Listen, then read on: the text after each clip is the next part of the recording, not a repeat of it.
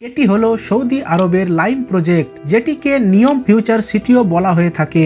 সৌদির এই এত বড় মেগা প্রজেক্ট আর কিছু বছর পরেই দুনিয়া সর্বপ্রথমবারের জন্য দেখতে চলেছে। আর শুধু বড়ই নয়, সাথে এটি পৃথিবীর সবচেয়ে ব্যয়বহুল প্রজেক্টগুলির মধ্যে একটি। $500 বিলিয়ন এই প্রজেক্টটিতে দুটো 500 মিটার উঁচু স্কাইস্ক্রেপার্সকে একের পর এক প্যারালালি তৈরি করা হচ্ছে, যা কিনা সৌদি আরবের মরুভূমির উপর 170 কিলোমিটার পর্যন্ত বিস্তৃত থাকবে। সৌদির ক্রাউন প্রিন্স মোহাম্মদ বিন সালমানের মতে নিয়ম প্রজেক্টটিকে ভবিষ্যতের অ্যাডভান্স লিনিয়ার সিটি বানানোর স্বপ্ন রয়েছে।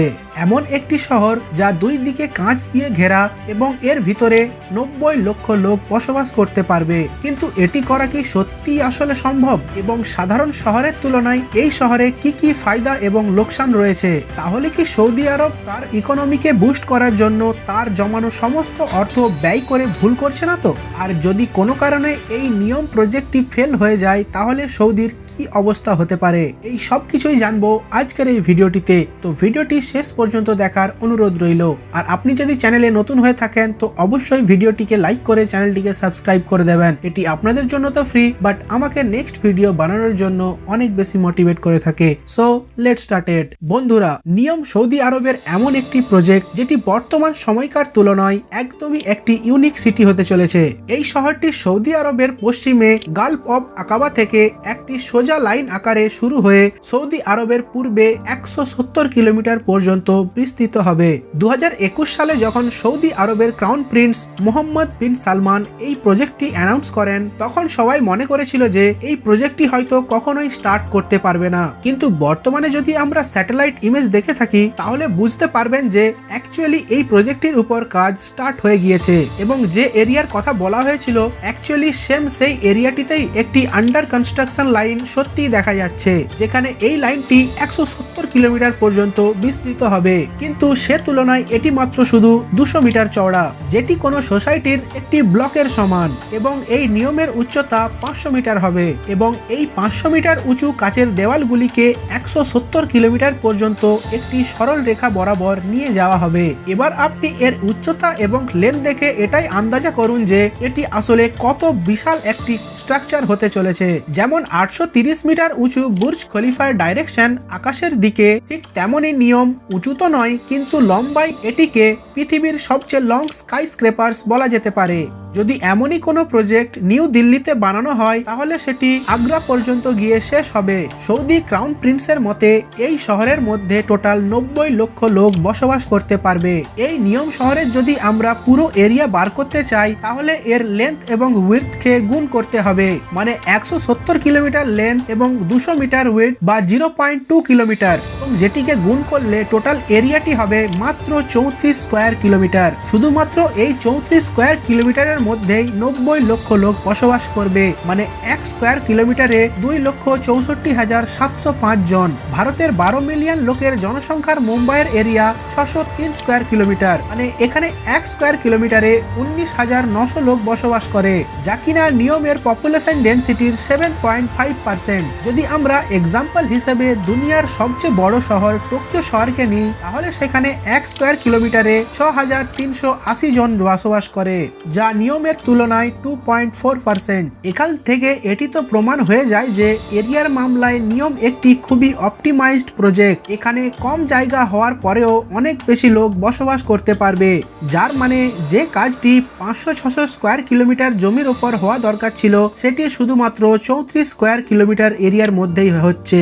এই কথাতে কোনো সন্দেহ নেই যে সৌদি প্রিন্সের এই প্ল্যানিংটি সত্যি একটি অসাধারণ প্ল্যানিং। যে পরিমাণ দ্রুত গতিতে পৃথিবীতে জনবসতি বেড়ে চলেছে, সেক্ষেত্রে এই ধরনের অপটিমাইজড শহর সত্যি খুবই কাজের। কেননা এখানে একটি সাধারণ শহরের তুলনায় লোকেরা অনেক কম রিসোর্স ব্যবহার করে থাকতে পারবে এবং যেগুলি অনেক দ্রুতগতিতে এবং সস্তায় বানানো সম্ভব। আর এই ধরনের শহরগুলিকে লিনিয়ার সিটি বলা হয়ে থাকে, যেহেতু নিয়ম একটি প্ল্যান্ড লিনিয়ার সিটি, যার ফলে এর অনেক ফায়দাও রয়েছে।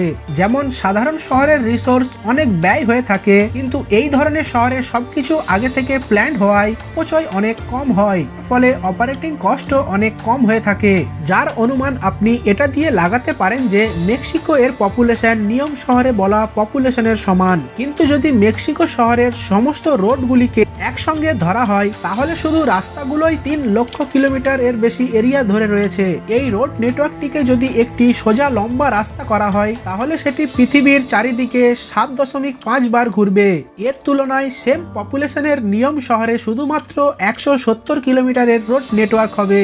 নিয়ম শহরের লেয়ারগুলির মধ্যে সবচেয়ে উপরে পেডেস্ট্রিয়ান লেয়ার রয়েছে, যেখানে কোনো গাড়ি চলাচল করবে না। দ্বিতীয় নম্বর লেয়ারটির নাম হলো সার্ভিস লেয়ার, যেখানে গাড়িও চলবে এবং দোকান সামগ্রী এই লেয়ারেই থাকবে। এবং থার্ড নম্বর লেয়ারটি হলো স্পাইন লেয়ার, যেখানে খুবই দ্রুতগতি সম্পন্ন ট্রেন নেটওয়ার্ক থাকবে। কাউকে যদি কোথাও যাওয়ার থাকে তাহলে সে সর্বপ্রথম লিফটের মাধ্যমে স্পাইন লেয়ারে যাবে এবং সেখান থেকে সে ট্রেনে চড়ে তার গন্তব্যে পৌঁছবে। এই 170 কিলোমিটার রাস্তাটি হাই স্পিড ট্রেন শুধুমাত্র 20 মিনিটে কভার করবে, কিনা সাধারণ কোনো শহরে আমরা জ্যামে পড়ে এই 20 মিনিটের বেশি ব্যয় করে ফেলি। এবার আসল প্রশ্ন এটাই যে যদি এই শহর সত্যি এত বেশি কাজের হয়ে থাকে তো অন্য কোনো দেশ এরকম শহর তৈরি করছে না কেন? সত্যি বলতে এই শহরের প্ল্যানটি আজকের নয়, অনেক আগের, এবং এই শহরটিকে ইমপ্লিমেন্টও করা হয়েছিল। এটি সেভাবে কাজ করে না যেভাবে ধারণা করা হয়। 1900 সেঞ্চুরিতে ম্যাড্রিডে শহরের মধ্যে এই লাইম সিটি বানানো হয়েছিল, যাকে সিউডাড লিনিয়ার নাম দেওয়া হয়েছিল। এটি চওড়ায় 400 মিটার ছিল এবং লম্বায় 50 কিলোমিটার, কিন্তু তৈরি শুধুমাত্র 5 কিলোমিটারই হয়েছিল। প্ল্যানিং তো ছিল যে সময়ের সাথে সাথে এটিকে ধীরে ধীরে বড় করা হবে, কিন্তু বর্তমান পরিস্থিতি জানলে আপনি অবাক হয়ে যাবেন। বর্তমানে ম্যাড্রিডে লাইন সিটিকে খোঁজা খুবই মুশকিল কাজ। ম্যাড্রিডের সেই 5 কিলোমিটার লাইন বর্তমানে এর চারিপাশে ছড়িয়ে থাকা শহর এটিকে লুকিয়ে রেখেছে। এবং আসলে এটিই হতো। পুরো দুনিয়ার চারিদিকে যদি আপনি নজর দৌড়ান তাহলে আপনি দেখতে পাবেন কোন শহর বা বস্তি প্রাকৃতিকভাবে গড়ে ওঠে। মানুষ তার কোনো উপকার বা লাভের কারণে কোনো এক জায়গায় বসতি স্থাপন করে এবং তারপর সেখান থেকে আস্তে আস্তে ছড়িয়ে পড়ে। তাও বসবাস করার আগে আমরা সর্বপ্রথম স্কুল, কলেজ, অফিসের দূরত্বটা দেখি এবং তার পরিপ্রেক্ষিতেই কিন্তু আমরা সেই জায়গাটি চুজ করি। কিন্তু নিয়মের মতো শহরে এই ধরনের অপশন থাকে না। বাইকে একই প্যাটার্নে থাকতে হয় এবং এটি লম্বা হওয়ার ফলে লোকেদের মধ্যে একে অপরের ডিস্টেন্সও অনেক বেশি বেড়ে যায়। ম্যাড্রিডের লাইনে ঠিক এমনটাই হয়েছিল, যা মানুষের রিকোয়ারমেন্ট অনুযায়ী ঠিক হয়ে উঠছিল, যার ফলে এটি সামনে আর না গিয়ে সাইডে ছড়িয়ে পড়ে।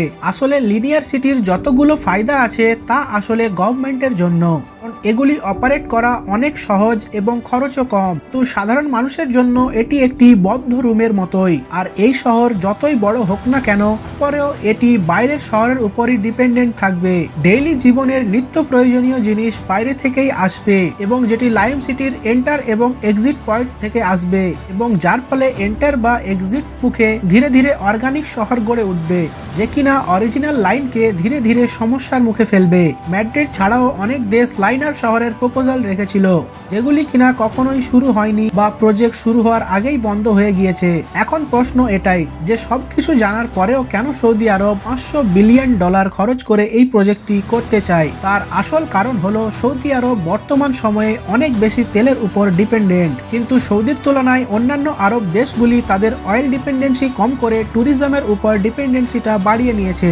তো এক্সপার্টদের মতে সৌদি আরবের এই সমস্যার আগে চোখে পড়েনি এবং এস্টিমেট করা গিয়েছে যে পৃথিবীর ভূ অভ্যন্তরে থাকা তেল 250 সাল পর্যন্ত শেষ হয়ে যাবে।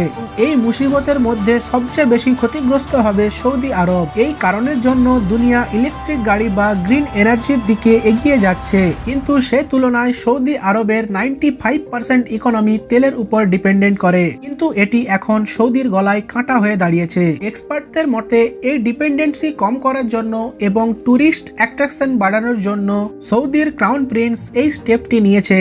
এই ফিল্ডে সৌদি আরবের মেন ইনকাম সোর্স হলো সৌদি আরামকো, যার টোটাল ভ্যালু $2 ট্রিলিয়ন এবং এখান থেকে কোম্পানি প্রতি বছর $120 বিলিয়ন প্রফিট করে দেয়, যার মধ্যে থেকে $70 বিলিয়ন দেশের বাজেটের পেছনে খরচ হয়ে যায়, আর যেটা বেঁচে থাকে সেটা শুধুমাত্র $50 বিলিয়ন।